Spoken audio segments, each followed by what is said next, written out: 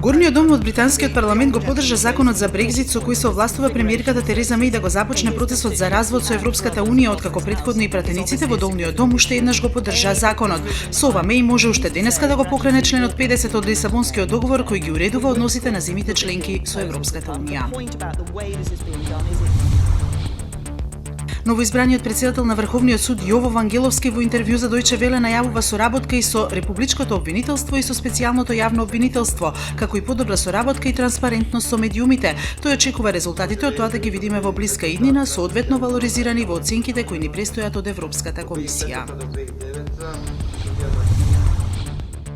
Јавното обвинителство за гонење организиран криминал и корупција ќе истражува носител на висока функција во општина Струмица поради сомнение дека е злоупотребил службената положба и овластување соопшти од обвинителството.